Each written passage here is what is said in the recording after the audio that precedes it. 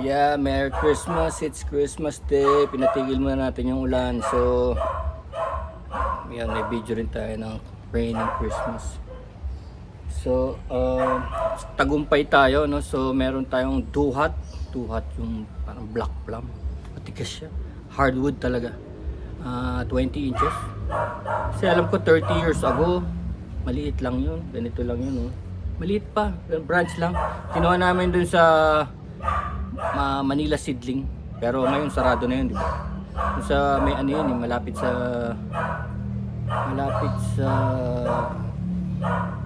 Wildlife and Park, Quezon City, yung Manila Seedling. Wala na yata ngayon yun. Doon kami bumili nun.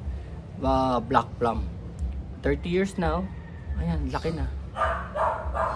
Nakatabi to sa bahay ng mama ko. So ngayon, yung puno na yun, yung ugat niya, tumatagos na sa living room. So inaangat niya yung mga tiles. Tapos yung branch niya pumapasok sa window ng second floor. Siyempre dahil black plum siya, tas sweet. So maraming mga ants, mga insects, mga ants. So yung ants tatawid sa bahay through the puno ng tree. So ayaw na ng mama ko. Hirap na hirap ako dati ginagamit ko lang yung bolo. Kaya naman, parang tagal, tsaka sakit sa braso. Sakit. Tabingin na nga yung katawan ko kakan. Exercise, pero masakit siya. Ngayon, ginawa ko, gaya ng previous video natin kanina, ito. Bumili ako nito. This is 1,000, 1K. Made in China, obviously. So, kala ko hindi tatagal. So, ngayon, I can say na nakaputol to ng kasi dalawang beses kong pinutol yung puno eh. Nandun siya eh. Dalawang 20-inch tree, matigas. So ang gagawin natin ngayon is cleaning, importante. Bilib ako kinaya niya. So ngayon gagawin natin ngayon is maintenance. No? This is made in China, pero nagawa niya yun. Kasi dati kasi minsan nakakabili ako ng ganito, yung motor niya minsan nagbo-burn kagad eh, immediately. But not this one. This is Zehi. Z-E-H-Y, Lazada. So, marami siyang klase. May di kuryente, may this time is di kuryente. Meron itong di gasolina and may di battery. So, I suggest kung meron din kayong access sa kuryente, gamitin niyo itong di kuryente. Kasi hindi battery, alam niyo na.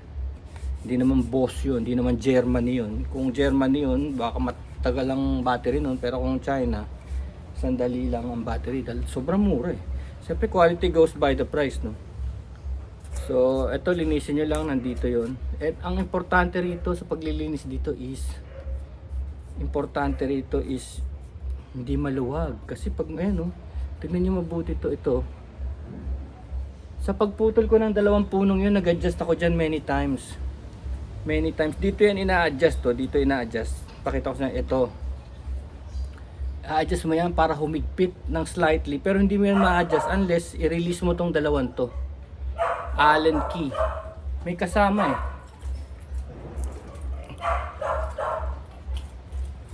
Nung binili ito, may kasama nandun. Kaya lang, nandun eh sa office. So meron ako dito sa shop.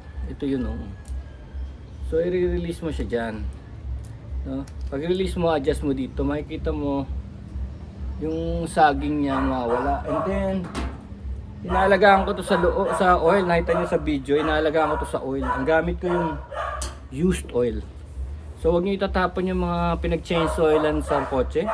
Ito isa sa mga gamit nun. I-oil mo yung mga ganito, no? So bilib ako dito, adjust ko yung feedback ko nito sa Lazada, no? Sasabihin ko talaga. Palagay ko magtatagal pa to. Diba? Ito nagpo-pile up po. So dapat meron kayong brush. Pero kasi yung brush hindi kasali ah. Akin to. Ginagamit ko sa painting. Parang nag-stuck siya doon eh. Itong mga ano. Ayan o. Ayan. Palagay ko para malinis to ng gusto, palagay ko tatanggalin ko to. Madali lang naman eh. Tanggalin ko to para buksan ko sa loob kasi nasa loob talaga ang dami. No?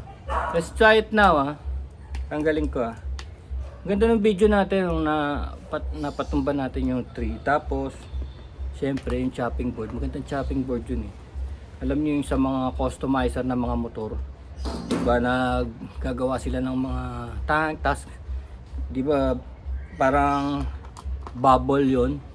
Kailangan concave yung mga yero. Pinupukpok nila sa ganyang yun. Sa ganyang chopping board. Sa wood. Diyan muna nila pinupukpok yun. Bago doon sa English wheel. Para pinong-pino siya. Ayun may access nga Tignan niya May access nga siya. Kailangan see? So ganyan yun. Kailangan lilinisin nyo yan. Kung gusto nyo tumagal to.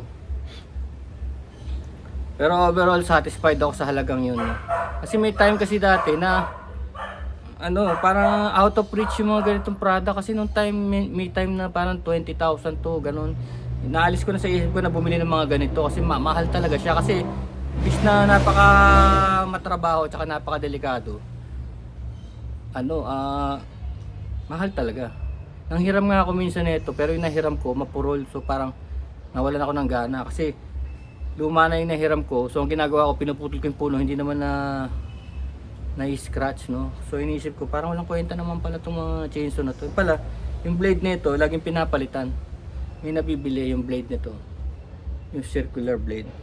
Mura lang, nasa 150 ganun, 150. Pero siguro tatagal naman to. So yun, naging within reach na. Kaya mag-ingat lang kayo kasi kita nyo kung paano niya putulin yung puno. Ganun din sa daliri o kamay So kasama sa rescue nyo ng takot Pero ngayon nawala na yung takot ko. Mag-ingat lang kayo mag-concentrate, mag-focus kasi one time pagka lumaban to, delikado. Ang talim niya talaga.